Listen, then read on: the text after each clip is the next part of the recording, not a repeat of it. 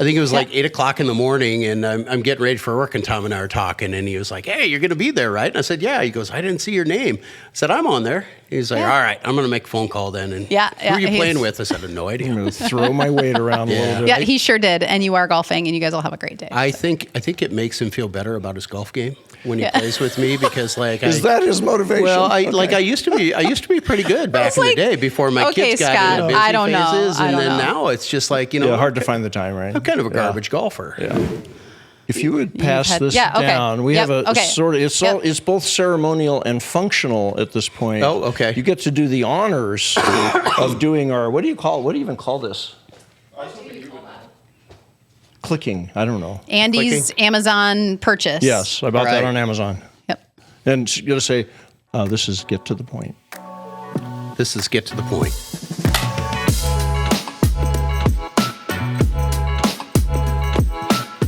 I love it. I'm going to start with the question this time. I wish you Welcome would. back, by the way. Thank you very much. We've got as well. a great guest with us here today that I'm super excited about. So if someone asked you right now, what are the 3 things every leader needs to hear? What would you say?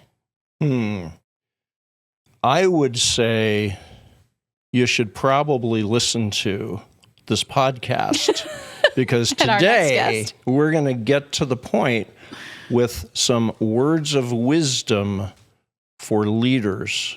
Yes. With Scott Erkonen. Welcome to Get to the Point. It's the podcast where we talk to real IT people about real IT stuff and sometimes about non-IT stuff, which I'm excited when we get to have a life lessons kind of an episode, which is what we're going to do today. But we do try to dig into the why behind the tech that's all around us and make it a little bit more human. Got that right. He said human, he said humor. It just kind of changed, but it is human. I'm Andy Gomez. And I'm Brandi Mentley. Today we're joined by Scott Erkonen. Scott, I'm going to read a little bit about you here. I'm going to brag you up here before we dig in here. But Scott is the COO of Performance Bankers, Inc., the management company for the Farrar family. Scott brings more than 2 decades of leadership experience across financial services and technology, including roles as a CIO at Great Western Bank, Executive Vice President and CIO at First Interstate Bank System, and is a former United States international representative to the ISO standards body. He spent his career helping organizations figure out not just what technology to use, but how to lead people using it. Scott, welcome to the show.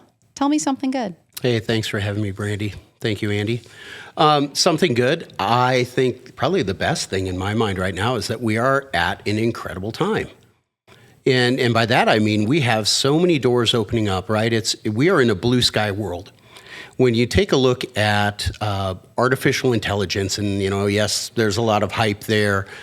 The capabilities, the acceleration of the world around us, how we see people grow and develop, we are at an incredible time. And so I think, that's my good thing for the day is, I'm excited for what there is to come for people, for my kids, right? Got a couple college kids and what they're going to deal with coming out. But just even day to day, our lives are going to change.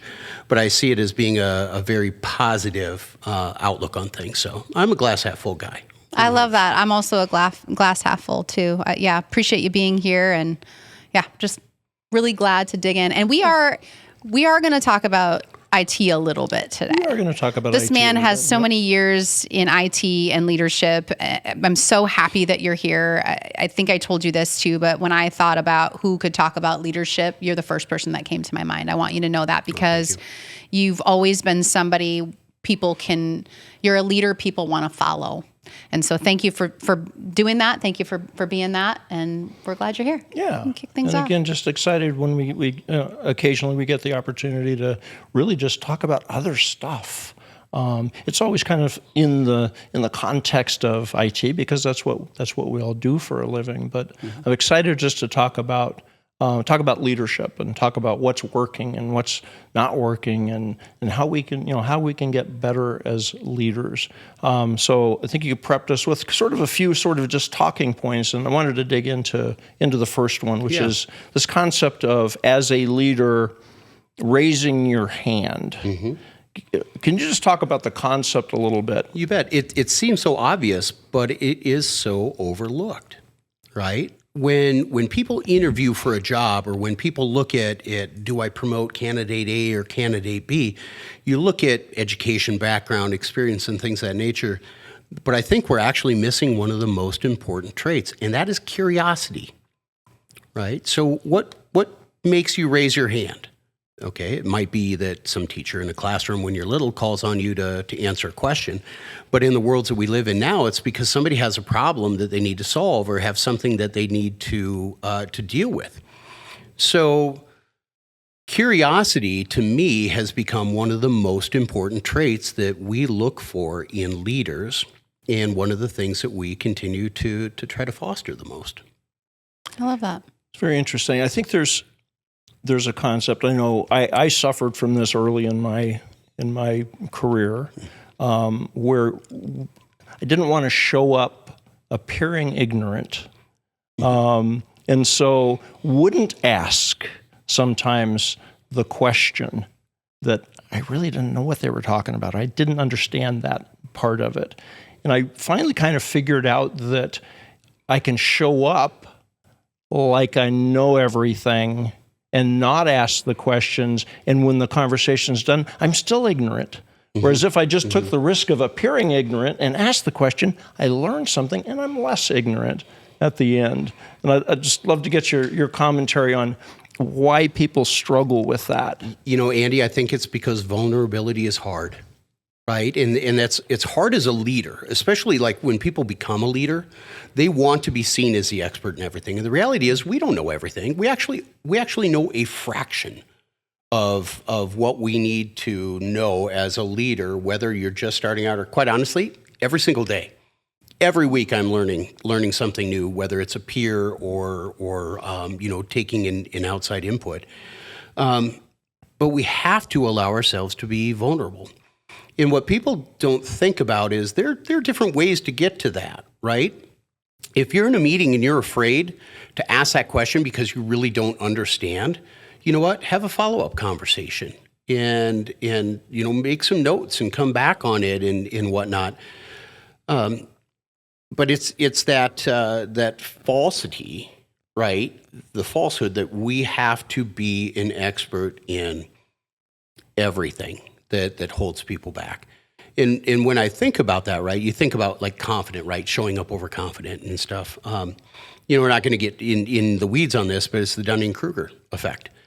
And so, oftentimes people will be slightly versed or slightly educated in a topic, right? And you'll get into a team meeting setting or even working through something, and you become overconfident because all of a sudden you're the expert, right? And AI now makes that worse, I think, because you read the first page that flips up and it's got the AI answer, and all of a sudden you're an expert in 5 sentences, right? And you don't click on the X and go to the detail behind to really, truly research different perspectives and things. And so, that overconfidence can be dangerous because they deal with that in terms of incompetence. Well, incompetence is it's not a bad word. It just means you haven't had the experience or the exposure yet, right? So you've got to set some of those things aside, like that vulnerability, piece, and dive in, because what happens is the second part of what you talked about. It's the self-doubt that follows behind that, right?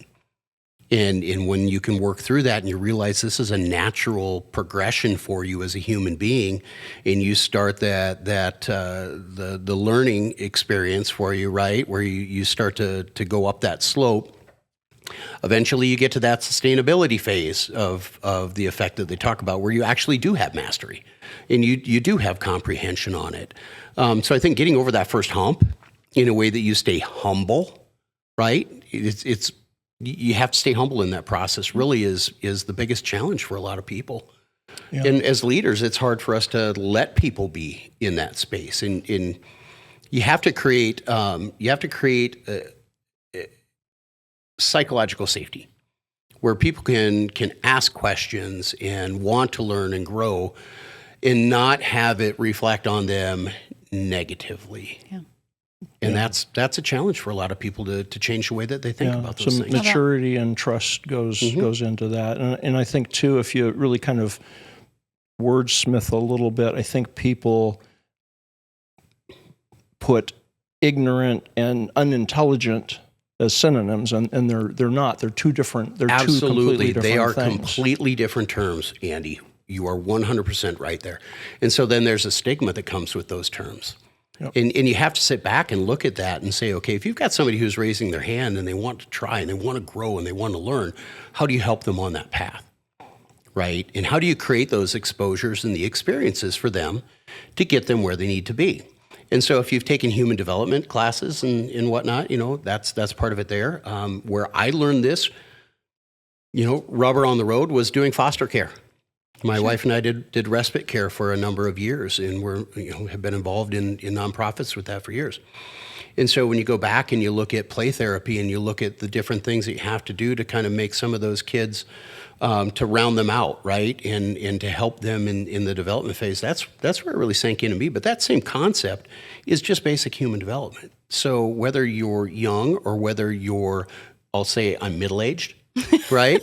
You still have to look at those different things. Yeah. And I still do that today. What are the things that I need to do as a leader to be the most effective? What are the skills that I need to hone and work on and go from there? You can't stop looking at that with yourself. But that goes back to curiosity, right? If you have curiosity, that's what really drives a lot of the learning process for people. It's not just sitting down and saying, oh my gosh, I have to learn about this, right? That's different. You really want to have to want it if you're going to grow as a leader and succeed as a leader. Yeah, absolutely. Very interesting. That's something else occurs to me that's sort of an advantage or a couple of advantages potentially of being the one who will raise your hand. As a leader or as anyone else. So if you're willing to take that risk and be vulnerable, I think that's an important piece of it because, the quickest way to deepen a relationship or build trust is to be vulnerable with someone. Yeah. So there's that benefit, but I think there's probably 2 or 3 other people in the room going, what does that mean? And if you can be the one who takes the risk and says, hey, I'll be vulnerable, I don't understand that. You're not only helping yourself understand it, but maybe there's a couple of other people who didn't have the courage to raise their hand. Maybe they will next time because they're going to learn something in that process as well. And as a leader, as you're asking those questions, sometimes you go back to the basics of repeating for understanding. You repeat for understanding and try to glue a frame of reference to it, right? I mean, people learn from experiences. If you can find a frame of reference to a concept that people have no exposure to in the past, then that helps move them along. Find their frame of reference, whether it's big or small, whatever. It's 5 degrees relevant, 5% relevant, or 80% relevant. It doesn't matter because then you give them a starting point, right, for the thought process. And if you think about creative problem solving, right, I think back to Mrs. McIntyre in 3rd grade who taught me how to do this literally. I mean, it really, I think about how that forms how I look at things every single day. I feel like I'm not whole if I don't have a whiteboard where I can just throw things up on the wall and go, I have other people that I have worked with over the years that use Post-it notes, and it looks like their whole wall is decorated. Whatever that is that you need to just be able to do it, throw it out there. Sometimes you throw it against the wall and it doesn't make any sense, and that's okay. Yeah. If you're not making a mistake, you're not trying hard enough. Yep. I like that concept. Yeah. Well, that's a lesson I learned really back when I got my start in banking from Miles Beacom. That's what he said. He said, if you're not making mistakes, you're not trying hard enough. When you make a mistake, just raise your hand and we'll figure it out. And we'll try to make sure a small mistake doesn't become a big mistake. And I spend a lot of time talking with people about that, right? Don't compound mistakes to make it bigger. But really, it was some great practical advice on that sticks to me to this day, because that was part of my formative years as a young leader, that if you're not making a mistake, you're not trying hard enough. Yeah, But he interesting. gave us that grace Yeah. to be able to make mistakes. Comes back to trust again within leadership. Yeah, if you're just terrified of the results and the outcome or the backlash of making a mistake, you're probably not going to raise your hand, and a small mistake may turn into something really bad. And let's be real, right? Sometimes you work for a manager who doesn't give you that grace, and that's a very difficult situation on how to navigate it. But yet, in those situations, sometimes you got to ask yourself, am I where I need to be? Yeah, You know? for sure. I'm going to just interject completely, take a left turn off script, as we say. Are you Okay, yeah. surprised I'm No, doing that? not at all. Not at all. But I do worry a little bit when you say you're going to take a left turn. Yeah. There's this concept of looking at a P&L in a different way and taking things that cost the business something out of the bottom part of the P&L, relabeling them, putting them up before you get to the GP line and calling it experience cost. And I love that concept because it does kind of open that door and open that trust to say, we have a line item in the P&L for people making mistakes because we know it's going to happen, but we're going to consider that as part of the cost before we even get to the gross profit. It's there whether you recognize it or not. Absolutely. At the end of the day, right? As leaders, I always say, try to give yourself in your mind about 5% variance up or down, right? And that goes just back to lessons in budgeting over the years and working with different CFOs. You have to understand their tolerances, before you have to go back to the well.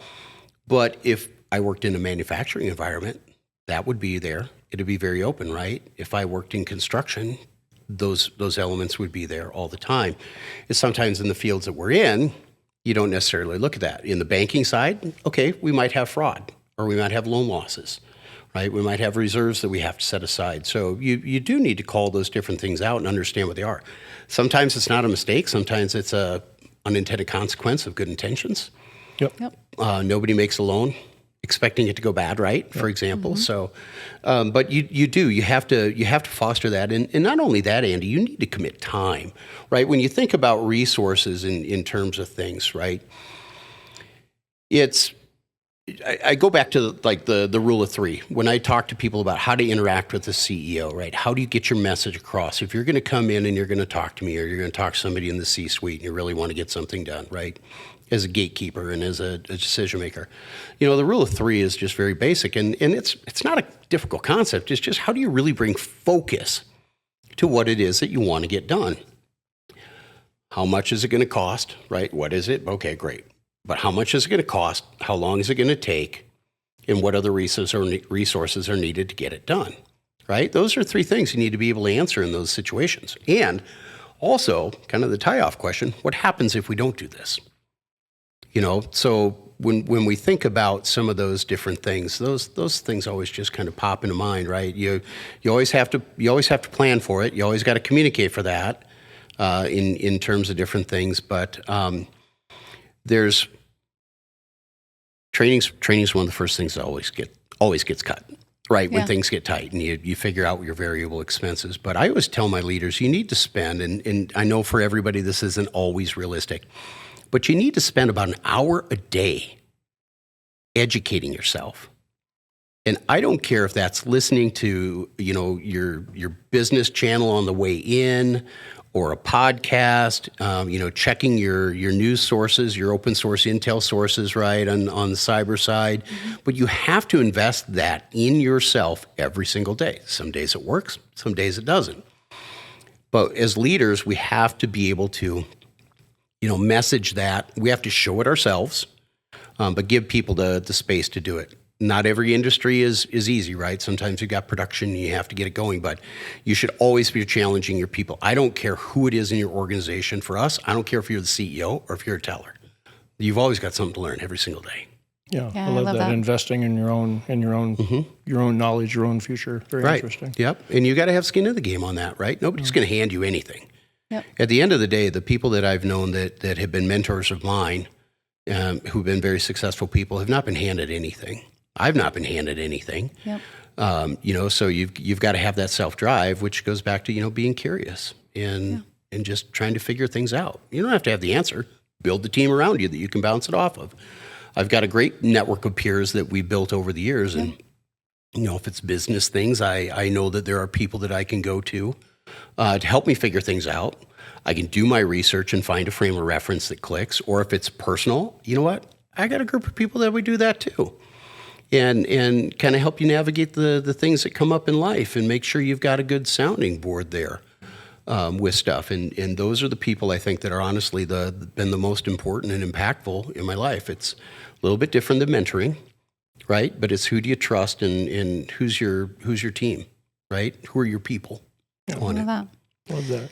Yeah. So the concept of raising your hand, I think, is so important because, what happens when we stop asking questions, right? Like we get comfortable and we get complacent. And I think there's a second concept you talked about, believing in yourself, which is so huge because I remember, my first leadership, Rob Byer, we both mutual contact of ours, but one of the first, when I was kind of elevated, one of the first projects he gave me to present to like that leadership team, I was freaking out. I was like, and it goes back to like, I have to have all the answers. And, I remember getting up in this presentation and by the way, Rob would tell you and did, by the way, give me by the way, very good feedback that helped me. And I will, I treasure that feedback to this day. But I remember sitting up there like, they're going to figure out I don't know what I'm doing. So they're going to, at some point, going to know. And there's this concept of imposter syndrome, right? Where you feel like, should I even be here? Should I have been elevated? Am I even equipped to do what I'm supposed to do? But I want you to talk a little bit about this. You've got some good insights on this because I think believing in yourself is so very important. Whether you're a leader or whether you don't think you're a leader, all of us have influence over something. And so in my opinion, everyone is a leader. But can you talk a little bit about this imposter syndrome and believing in yourself and why that's so important as a leader? Yeah, it's super important because at the end of the day, as a leader, people are always going to take shots, right? I mean, that's it. And anything that's worth doing, there's a cost to it.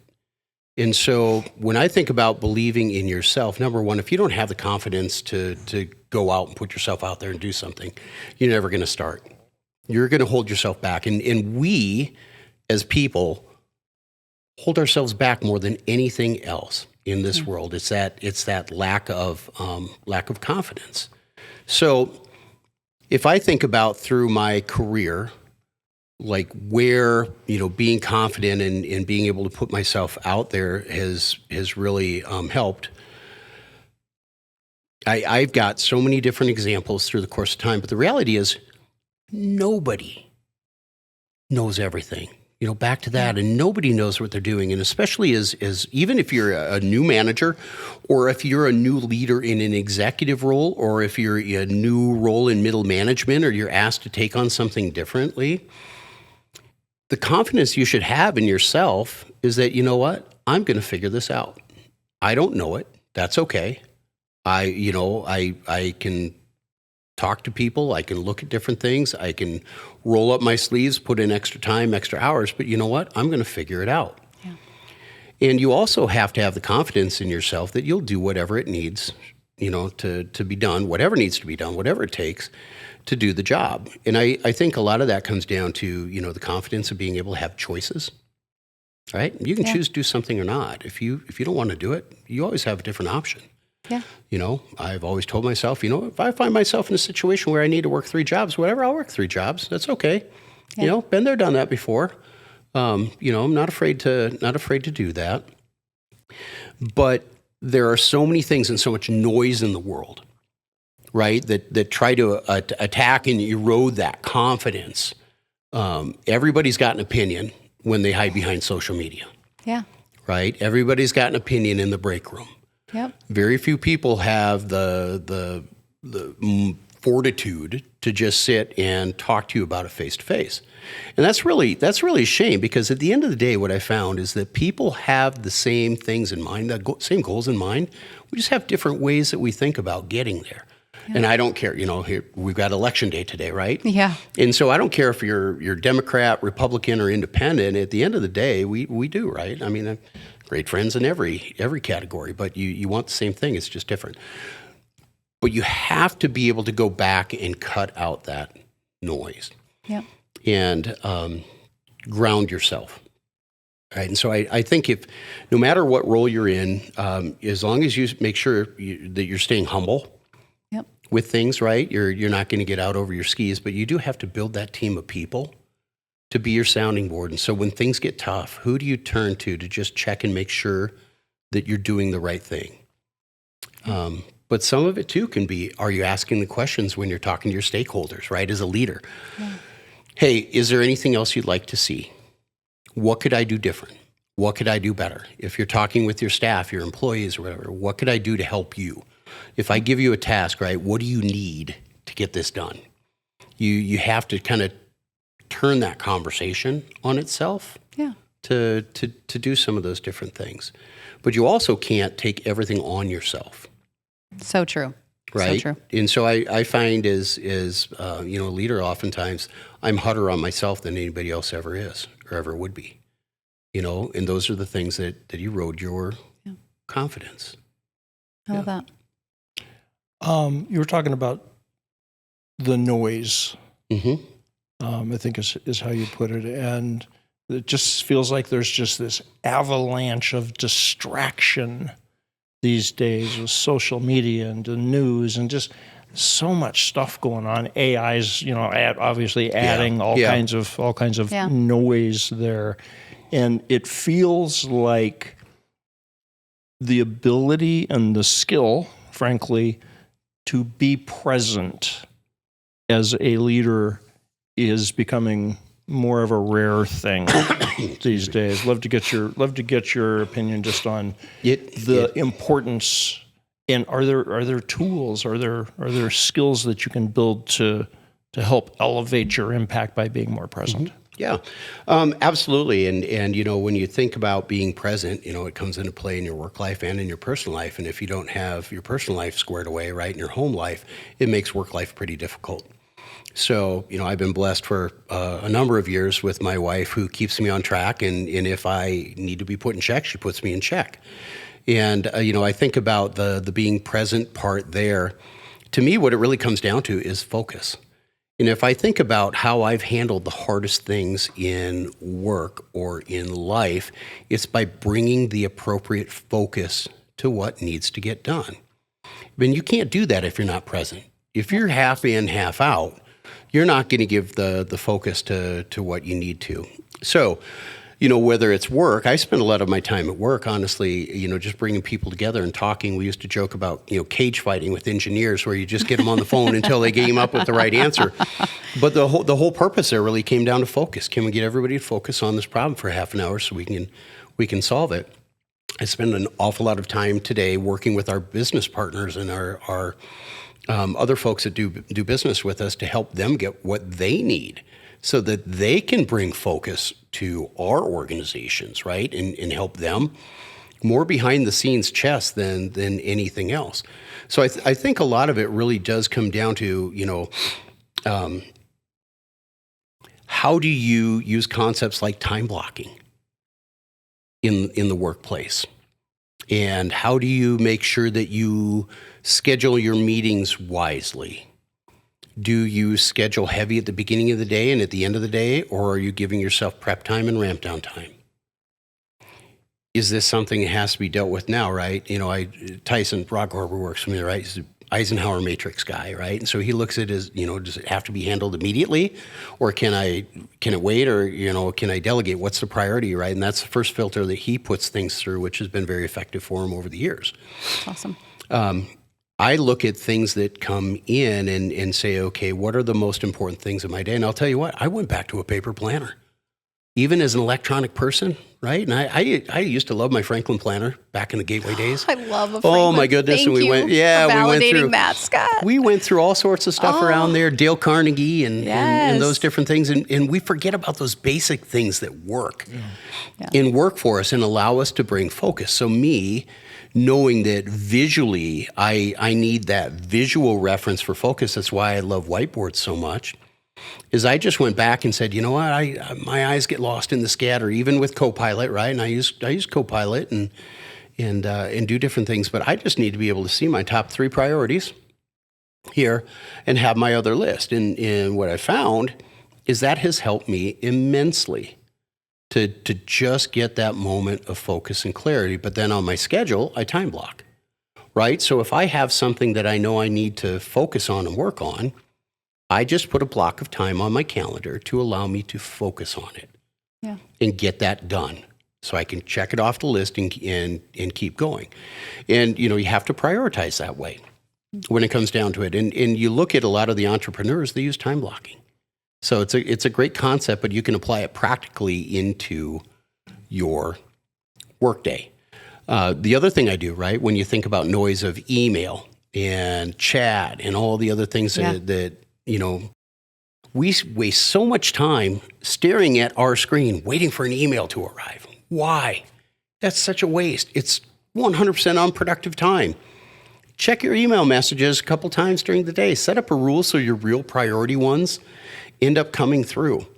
If we've got a super big priority thing going on, our bank CEOs and my boss and I have a chat, with the 5 of us, and we're firing around the stuff that we need to deal with. Well, I know, okay, all right, if I get a text message from one of those guys, in our CEO chat, then boom, we have to deal with it.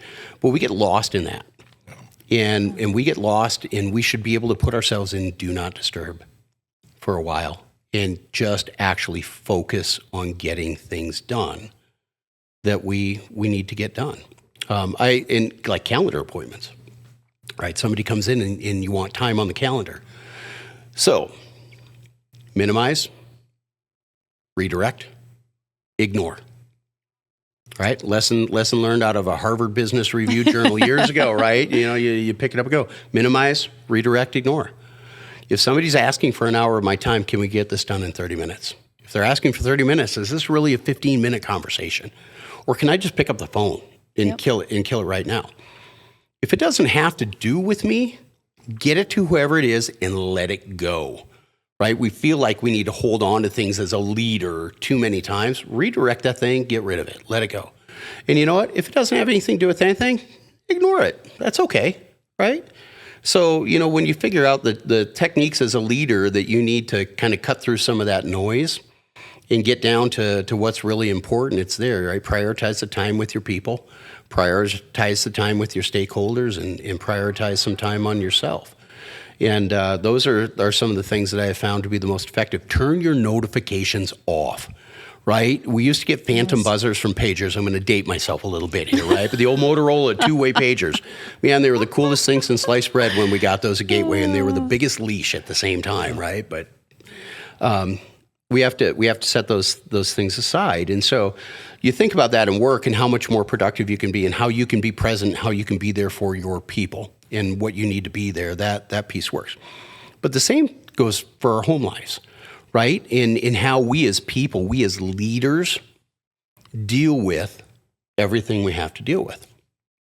So I'll be honest here, right? There have been times where in my career things are busy. I'm traveling a whole ton. There's a lot of things going on. It's a 24/7 job. And Kim would remind me, hey, put your phone down, right? Your kids are here. You need to be here. You need to be present. And that can be a challenge, right? Because behaviorally, that stuff just drives you to the dopamine fix. Mm-hmm.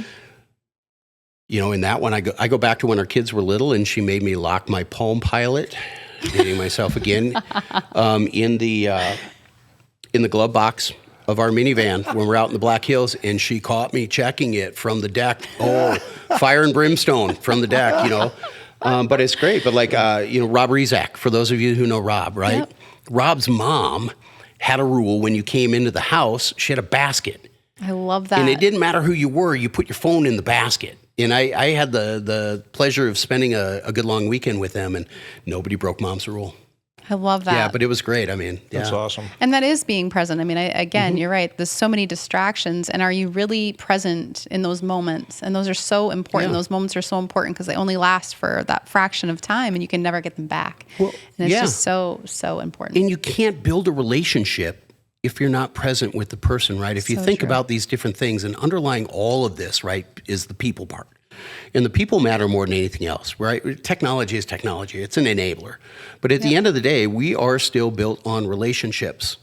And you can't be successful in technology if you don't have good relationships. So you've got to be present. You have to care about the person and the people that you're dealing with, right? You have to listen and be able to listen and be humble and put that confidence aside and know you're going to learn. And those are the things I think, being where you need to be and being present. When you're working, you need to focus on something, be all in, right? Give it all you got, kill it. Kill it with fire. Drop the blade on that bulldozer is what I tell people. When you get to the project, focus on the things that you need to get done at the end and just get through it, and it'll be okay. Yeah. But you have to be where you need to be. And like even in your career, if you're someplace where you don't need to be or don't want to be and it's not right for you, have the courage to raise your hand, confidence in yourself to say, you know what? I need to make a change. This isn't working for me. That's okay. You might find yourself in a situation where you're not going to be successful because you can't get people to move, right? You can change behaviors. Changing personality is a completely different thing, right? Or scar tissue that's built up over the years. You really got to have that awareness and be confident enough in yourself to say, you know what? I'm okay. I can go do something different. I don't need to bash my head here and do stuff. And so, that I think is one of the most important things, right? It comes back to as leaders, we have more choice than we think in terms of things. And a lot of that comes from the lack of confidence and, if I make a change, am I going to be successful? Or what's it going to look like and stuff. So, Fear of failure. Yeah, fear of change. Sure. But you're never going to grow if you're afraid to put yourself out there, right? And that's another great lesson that I had shared with me from some mentors over the years that I really, really respected. When I was on my way out from an organization, when I had made a choice, they told me, congratulations, good for you. Yeah. And they were more invested in my growth as a person and love those two people to death to this day. That's amazing. You talked a little bit, this ties into something, we're going to get to the technology piece here. You've had the privilege of leading IT teams, and now I think you're a little more expanded outside of the IT. But let's talk a little bit about, IT is a tool, right? Technology is a tool we use, right? Because that kind of goes to the distractions and all that kind of stuff. And so I want to dive a little bit into. I see it so many times just in the course of dealing with customers is like there's a lot that's put on the shoulders of the IT leaders.